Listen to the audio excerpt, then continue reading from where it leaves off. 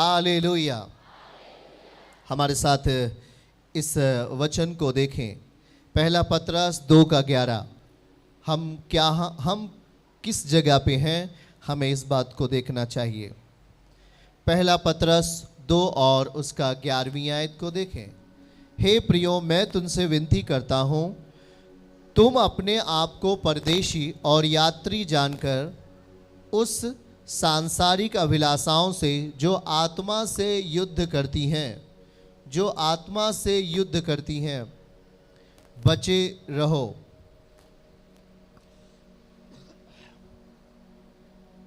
क्या लिखा है?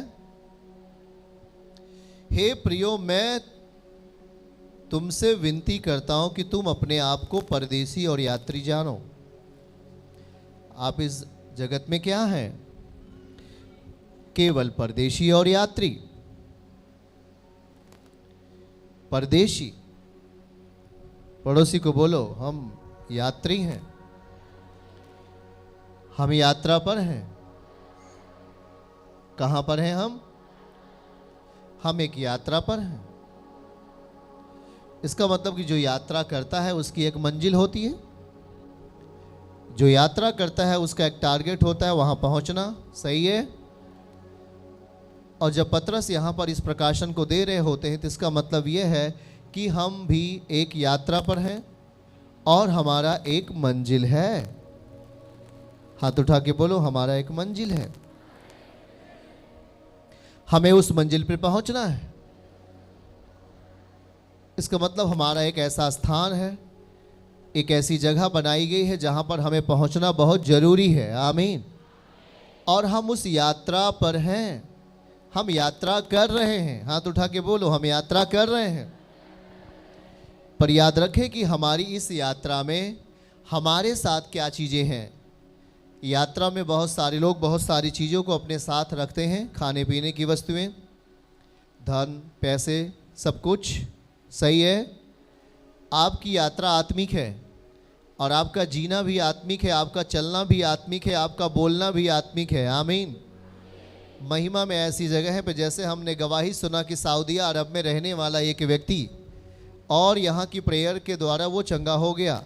आप याद रखो, ये क्या है? ये कौन सी यात्रा का बल है? ये आत्मिक यात्रा का क्या है? बल है। आमीन कहिए। वो परिस्थितियों को सही करने वाला सामर्थी परमेश्वर है। पर एक बात आपको यह देखना है कि हम एक यात्रा में हैं। हमारी यात्रा सांसारिक नहीं है, हमारी यात्रा भौतिकवाद नहीं है, हमारी यात्रा आत्मिक है। इसे तेजी से कहो, सब लोग कहें, हमारी यात्रा आत्मिक है। और हम अपनी इस आत्मिक यात्रा में किसी तरीके से भौतिकवाद को शामिल नहीं होने दें। सुन रहे हैं आप क्या? जब आप आत्मिक यात्रा को करते हैं तो वहां पर आत्मिक बल आपका सहयोग करेगा, आत्मिक शक्ति आपकी मदद करेगा। आमीन। आपका तेजी में होना चाहिए। आपकी आत्मिक यात्रा में आपके अंदर वो चीजें दिखना चाहिए जो आत्मा आपको दे रहा है।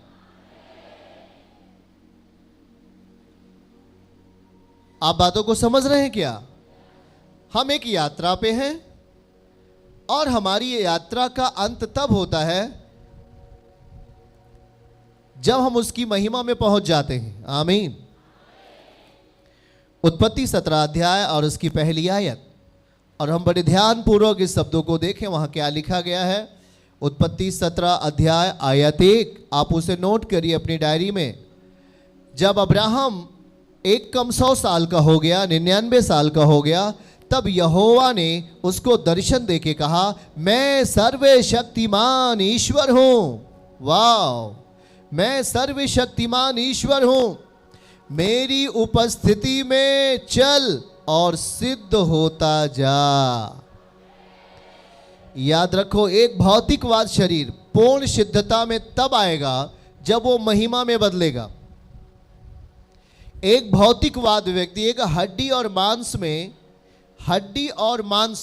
याद रखना, हड्डी और मांस में रहने वाला व्यक्ति पूर्ण सिद्धता में तब वो आता है जब वो मसीह को अपने जैसा देखेगा।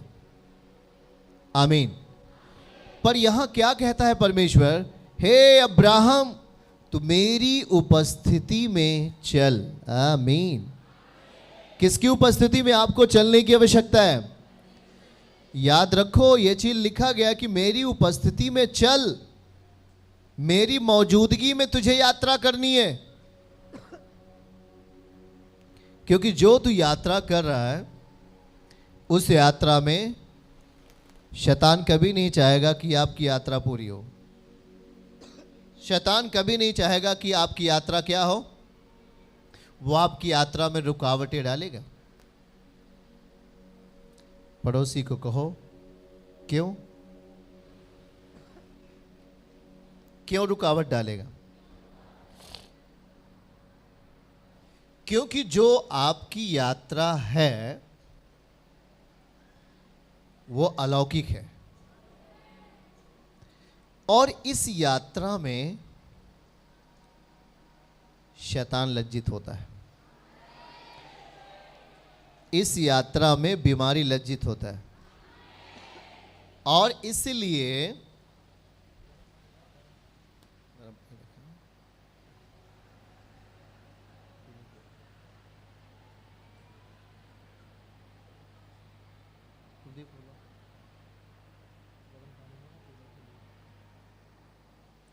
बोलो, हमारी यात्रा आत्मिक होनी चाहिए। और यहां प्रभु ने कहा कि सिद्ध होता जा, सिद्ध होता जा। आमीन। क्या होता जा? सिद्ध होता जा, परफेक्ट होता जा।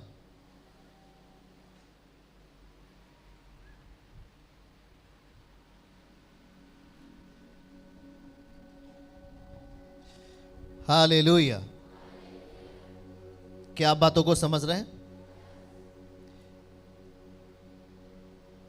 मेरी उपस्थिति में चल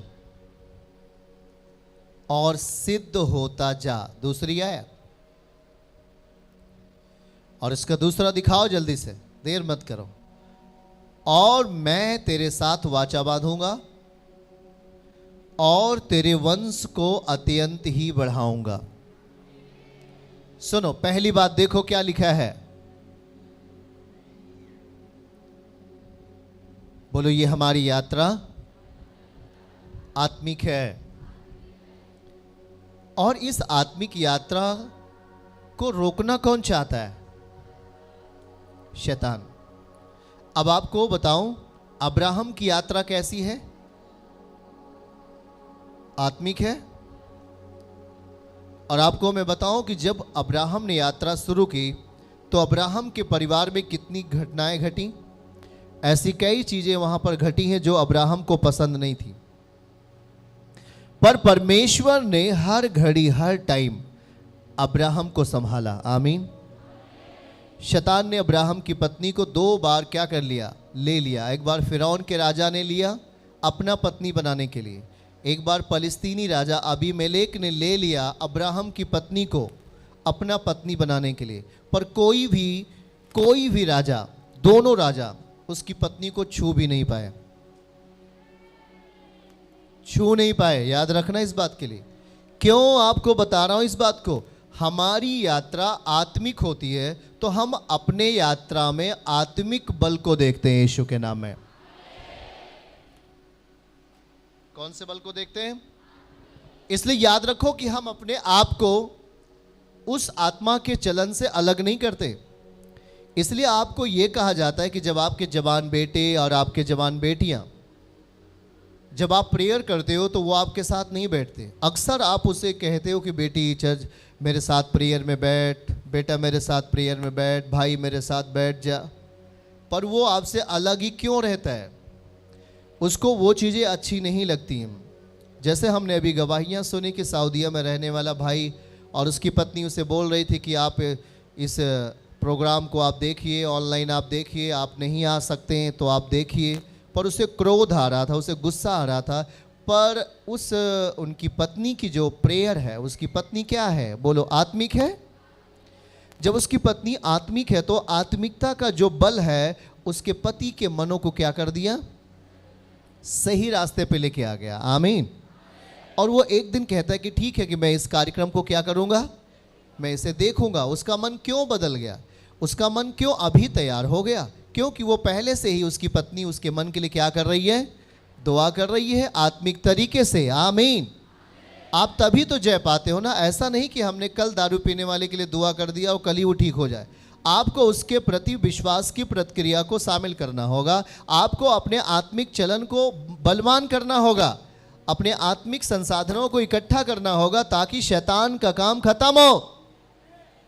आत्मिक संसाधन, पड़ोसी को कहिए, कौन सा संसाधन?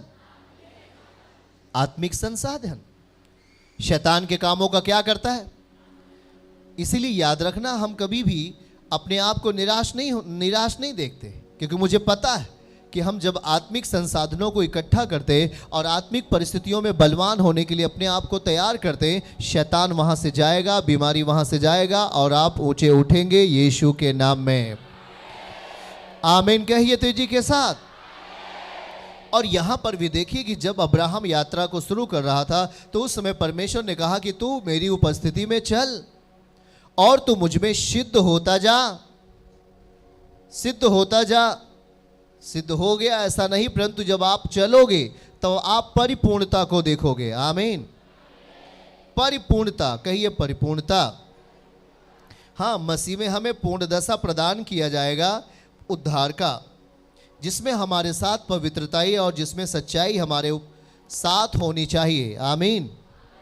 हमें याद रखना है कि हम जिस काम को कर रहे हैं, हम जिस भक्ति को कर रहे हैं, वो शारीरिक नहीं है। वहाँ आप पैसे अधिक लेकर आओगे, आपका अधिक मान्य होगा, ऐसा नहीं है। या आप अधिक धनाढ्य व्यक्ति हो और आप चर्च में आकर बैठ जाओ और आपको आगे की कुर्सी मिल जाए, ऐसा वहाँ नहीं है, ऐसा यहाँ नहीं है। या आप बहुत बड़े ज्ञानी हो, आप आकर के चर्च में बैठ गए और लगता है कि हाँ वहाँ पर परमेश्वर हमें पहले छू लेंगे, ऐसा नहीं है।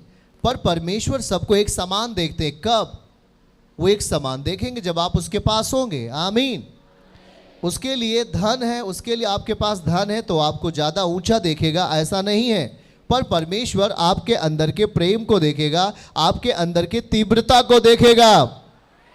विश्वास की तीव्रता, तेजी से कहिए, हाथ उठा के बोलो, विश्वास की तीव्रता हमें परिणाम में लेके जाएगी, हमें उद्धार में लेके जाएगी, हमें उद्धार में लेके जाएगी। सुनो, इस बात को देखिए जो हम आपको समझा रहे हैं। मरकुस अध्याय 6 और उसके 48 आयत से हम लोग पढ़ेंगे। वहाँ क्या लिखा है? हम यात्राओं पे होते हैं पर हमारे अंदर कुछ परिस्थितियां हमारे विरोध में उठती हैं। वो चाहे बीमारी हो, चाहे गरीबी हो, या कोई और भी ऐसी परिस्थितियां आपके विरोध में उठती हैं। ये मैं कहूँगा कि आने के पहले वो आपके साथ रहती हैं, वो आपके विरोध में बनी रहती हैं। पर उसकी समझ हमें तब आती है जब हम आत्मिक बातों को जानते हैं। लिखा क्या है? और जब उसने देखा कि चेले नाव को खेते खेते क्या हो गए, घबरा गए, क्योंकि हवा उनके क्या थी, विरोध में थी। हवा उनके क्या थी? और लिखा है कि रात के चौथे पहर के निकट वह झील पर चलते हुए उनके पास आया और वो उनसे आगे निकल जाना चाहता था। तभी क्या हुआ? परंतु उन्होंने उस झील पर चलते देखकर समझा कि वह भूत है और वो चिल्ला उठे, क्योंकि सब उसे देखकर घबरा गए थे। सब उसे देखकर क्या हो गए थे? सब उसे देखकर घबरा गए थे। और आगे का आयत पढ़िए। पर उसने तुरंत उनसे बात की। उसके नीचे अंडरलाइन करिए, बात की, तुरंत, तुरंत बात की और कहा, ढाढ़स बांधो, मैं हूं, डरो मत। अगर आप इसे ध्यान से सुन रहे हैं तो आपका समाधान होगा। उसके बाद का पद पढ़ेंगे। और लिखा है, तब वह उनके पास नाव पर आया और हवा थम गई और वे बहुत ही आश्चर्य करने लगे। और इसके बाद क्या लिखा है वहाँ पर, क्योंकि वे उन रोटियों के विषय में ना समझ थे। अंडरलाइन करिए, ना समझ के नीचे कलम से अंडरलाइन करिए अगर आप बाइबल के साथ हैं तो, क्योंकि जब तक आप नहीं समझोगे आप ऐसी ही दशा में रहोगे जो यहाँ आप देख रहे हो, आपके रास्ते रुकेंगे। क्योंकि वो उन रोटियों के विषय में ना समझ थे, परंतु उनके मन कठोर हो गए थे। क्या हो गए थे उनके मन? याद रखना। पड़ोसी को कहिए, हमारी यात्रा आत्मिक है। और जब हम आत्मिक यात्राओं में चलते हैं तो हमारे लिए जरूरत है आत्मिक संसाधन की। सही है, हमारे लिए जरूरत है आत्मिक वस्तुओं की, जो हमारी मदद करेगा हर वक्त, जो हमारी सहायता करेगा हर टाइम में। आमीन।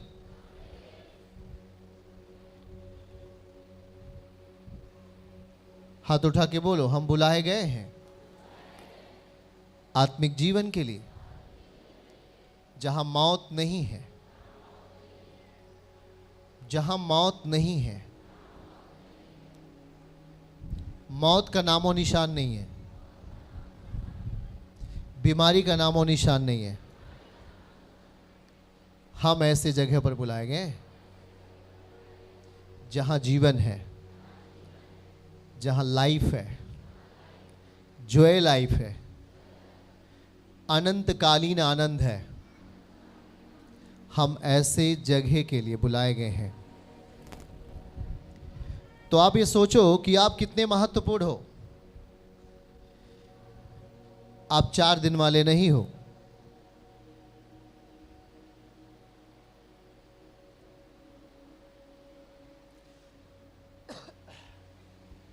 बताओ,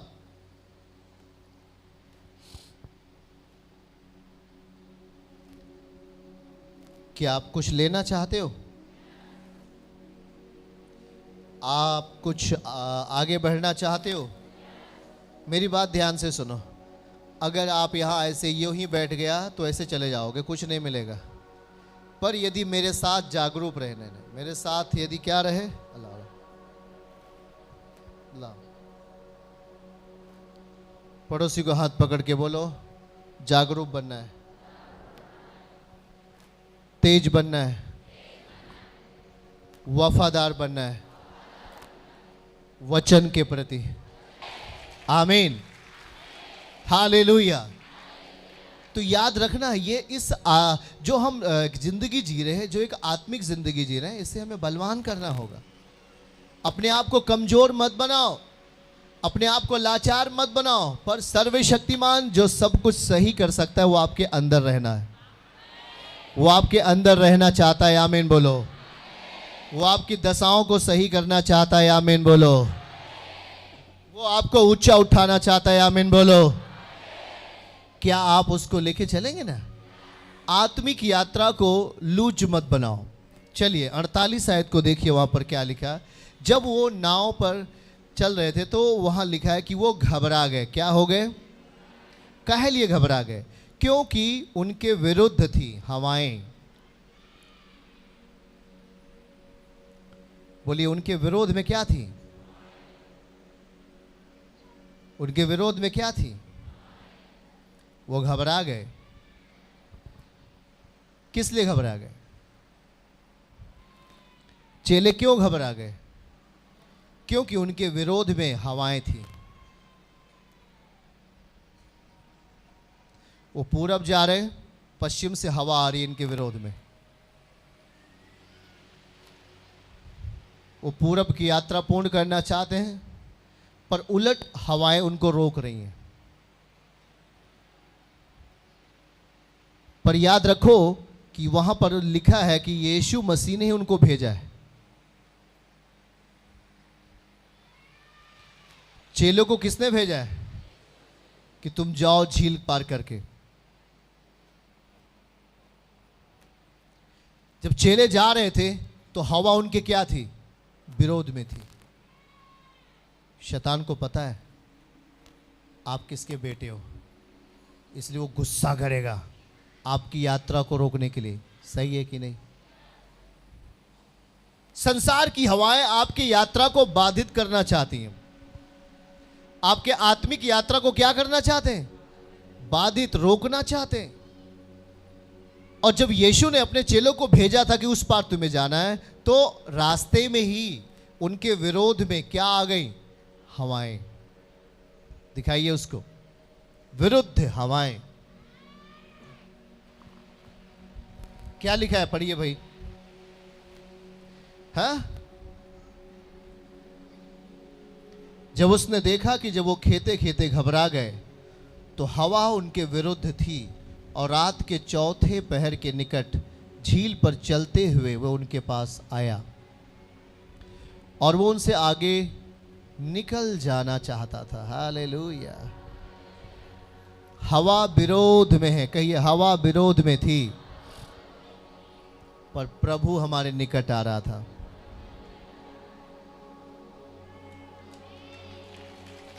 हवा क्या थी? संसार विरोध में था, पर नाव के खेने वाले चेलों ने ये नहीं कहा चलो जी क्या करें, अब हवा हमारे विरोध में है तो आओ हम हवा के जैसे ही चल पड़ते।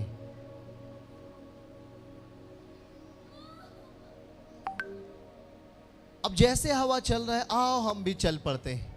हाँ, हवा के अनुकूल चलेंगे तो हमें ताकत लगाना, हमें बल भी नहीं लगेगा, और हम फिर से वहीं पहुंच जाएंगे जहां से हमने यात्रा शुरू किया था।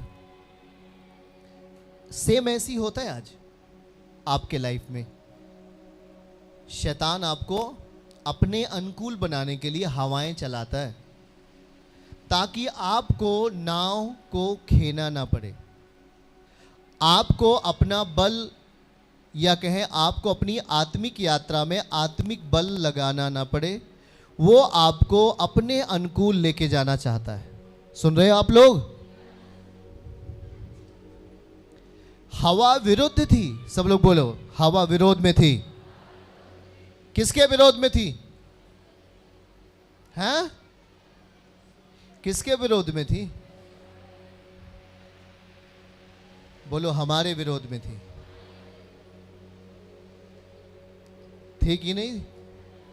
यीशु मसीह वहां नहीं था, आप लोग थे वहीं पर, आप लोग थे नाव पर, और प्रभु ने कहा तुम्हें उस पार क्या करना है? जाना है। तो हवा उनके विरोध में आ गई। क्यों आ गई हवा विरोध में? ताकि हवा अपने अनुकूल बना दे आपको। और जब आप संसार के अनुकूल अपने आप को बना लोगे, कोई कष्ट आपको नहीं होगा। किसी ने कहा भाई जब से मैंने प्रभु को जाना थोड़ा सा बड़ा संघर्ष आ रहा है, क्या करूं, बड़ा थोड़ा से फाइटिंग ज़्यादा हो गया। चिंता मत करो, जब आप किसी लोहे पर की जंग को जब हटाते हो तो वहाँ क्या होता है? लोहे पे जब जंग देखा है कि नहीं देखा, तो उस जंग को जब क्या करते हो, आपको हटाना पड़ता है, तो कुछ समय लगता है कि नहीं लगता है? है? बताओ जरा। लोहे पे जंग इसलिए लग गया क्योंकि लोहे को लोहे की इच्छा के अनुसार अनुकूल जगह दे दी गई, और इसलिए लोहे के ऊपर ऐसा कोई लेप नहीं लगाया गया, ऐसा कोई पेंट नहीं किया गया जिससे कि लोहे में जंग ना लगे। पर लोहे में जंग इसलिए लग गया कि लोहे को ऐसे ही छोड़ दिया गया, और इस हवाएं, बोलो हवाएं, यहाँ की हवाओं ने लोहे को क्या कर दिया? जंग से भर दिया, उसे बुरा बना दिया। सही है? अब देखो यहाँ पर जो यात्रा प्रभु के चेले लोग कर रहे थे, वहाँ लिखा है कि चेले घबरा गए क्योंकि हवा उनके विरोध में थी। इसका मतलब जो संसार की हवाएं होती हैं, बीमारियां होती हैं, अंधकार की शक्तियां होती हैं, वो आपके मन को क्या करती हैं? घबराहट में लेके जाएंगी, आपके संतुलन को। चलिए उसके बाद पढ़िए 49 को पद पढ़ेंगे, क्या लिखा है वहाँ पर? परंतु उन्होंने उसे झील पर चलते हुए देखकर समझा, चेलों ने सोचा कि यह भूत है, और वो चिल्ला उठे क्योंकि वो सब उसे देखकर वो घबरा गए थे।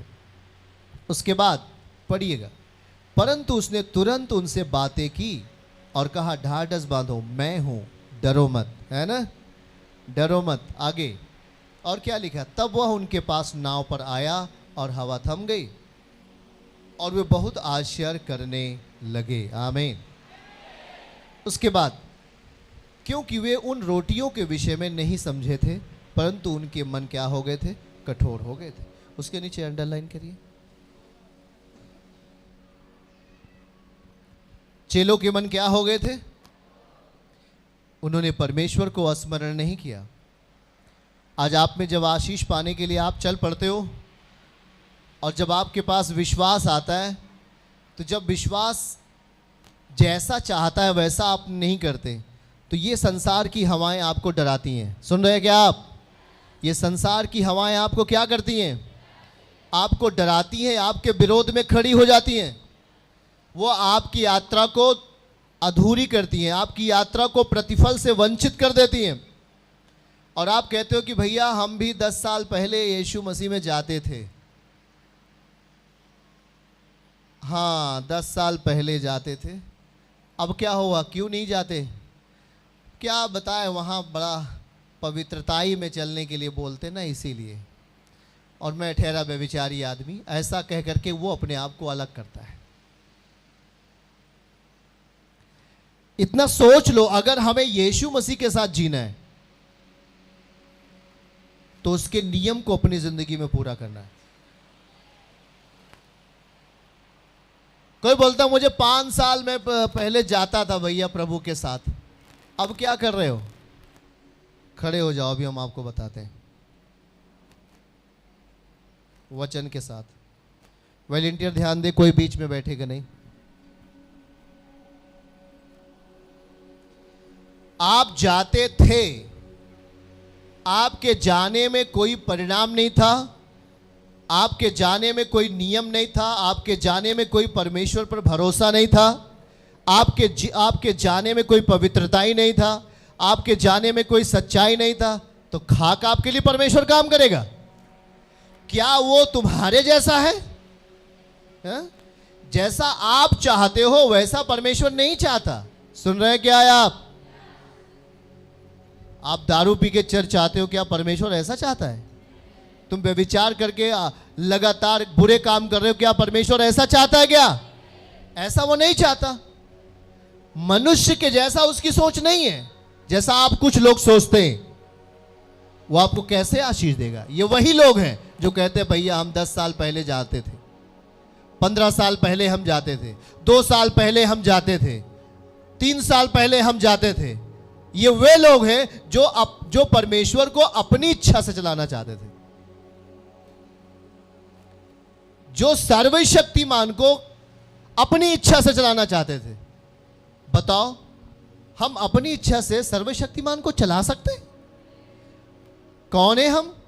हमारी क्या हिम्मत? हम उस जीवित परमेश्वर को अपनी इच्छा के अनुसार चला सकते हैं? ऐसा कुछ लोगों ने चलाने के लिए सोचा और वो आज आपके पीछे है, आप आगे हो यीशु के नाम में। कभी ऐसा नहीं सोचना। आपकी लाइफ में जो भी काम रुका हुआ है, जो काम नहीं हो रहा है, उसके प्रति हमें फेथफुल रहना है, विश्वास योग्य रहना है। वो काम पूरा होने वाला है यीशु के नाम में। पर अपने आप को ये नहीं कहना परमेश्वर ये मेरा काम होना ही चाहिए, होना ही चाहिए, नहीं तो मैं ऐसा, नहीं तो मैं ऐसा।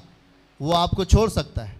वहां पर कोई आत्मिक बल प्रकट नहीं होगा, वहां आपके लिए कोई दर्शन प्रकट नहीं होगा, वहां आपके लिए कोई रास्ता ओपन नहीं होगा। सब कुछ आपके लिए बंद कर दिया जाएगा। क्योंकि याद रखो, हम परमेश्वर को अपनी इच्छा से नहीं चला सकते, हम परमेश्वर की इच्छा पे चलना चाहते हैं। वो हमारा पिता है। आमीन। वो हमारा सर्वशक्तिमान पिता है। वो उससे हम पाने के लिए आए, उससे हम जीने के लिए आए, उसमें हम चलने के लिए आए, उसमें हम उद्धार को पाने के लिए आए। पर हम अपनी इच्छाओं को कैसे बदल रहे हैं? हम अपने मन को कैसे कर लिए कि आज हम अपनी इच्छा को थोप रहे हैं परमेश्वर के ऊपर? कुछ इस तरीके से जो वचन से मेल नहीं खाता, जो वचन से मेल। शायद कभी भी आपने घुटना टेक के प्रेयर नहीं किया, पर आज कह रहे हो परमेश्वर तू मुझे छू ले, वो कभी नहीं छुएगा। कभी आपने उसके लिए उपवास नहीं रहा, फास्टिंग नहीं रहा, क्या खाक आपकी यात्रा बल पाएगी? आपकी यात्रा में चोर लग जाएंगे, आपके पैसे चोरी कर लेंगे, क्योंकि आपने कभी भी अपने उस यात्रा में अपने बल को, जो आत्मिक बल है, संसाधन है, उसका उपयोग नहीं किया। आप भौतिकवाद में सारे संसाधनों का इस्तेमाल कर लेते हैं। हाँ, हमारे पास गाड़ी होनी चाहिए, हमारे पास खाना होना चाहिए, हमारे पास ये होना चाहिए, हमारे पास टिकट होना चाहिए, पैसे होना चाहिए, सारे चीजों का आप उपयोग कर लेते हो। क्या आत्मिक बल में आप उपयोग किया? जब आप आत्मिक यात्रा कर रहे हो उस समय तो आपको जरूरत है प्रार्थना की, जरूरत है उपवास की, जरूरत है पवित्रताई की, जरूरत है संयम की, जरूरत है, हाँ, परमेश्वर के साथ भय में रहने की जरूरत है। कभी आपने इन संसाधन का इस्तेमाल किया क्या? कैसे आप कह सकते हो? किस जुबान से आप कह रहे हो परमेश्वर मेरे लिए ये काम कर? क्या आप कहने के लायक हो क्या? जब आपने अपने आत्मिक कामों को पूरा नहीं किया, आपने आत्मिक संसाधनों का इस्तेमाल नहीं किया, आप कभी भी परमेश्वर के सामने नहीं कह सकते खुदा तू मेरे लिए कर। लेकिन जब आप आत्मिक चीजों का इस्तेमाल करते, प्रभु मैं तेरे लिए जीता हूं, मैं तेरे लिए आत्मिक बलों का आत्मिक प्रक्रिया पूरी करता हूं, प्रभु मैं प्रार्थना फुल हूं, मैं तेरे प्रति विश्वास योग्य हूं, मैं तेरे प्रति पवित्रताई में जीता हूं, मैं तेरे वचन के साथ जीता हूं, मैं तेरे वचन में चलता हूं, मैं प्रार्थना के साथ जीता हूं, मैं उपवास के साथ चलता हूं, मैं पवित्रताई में जीता हूं। एक ही शब्द बोलोगे वो आपकी प्रार्थना सुन लेगा। एक ही शब्द कहोगे वो आपकी दुआओं को सुनेगा। आमीन बोलो। चर्च की सभी प्रार्थनाओं को और परमेश्वर के दास के द्वारा टीचिंग सुनने के लिए और अपडेट्स को जानने के लिए हमारे इस चैनल को सब्सक्राइब करें और साथ में बेल आइकन को दबाएं, ताकि जब भी लाइव प्रार्थना हो तो सबसे पहले आप देख सकें।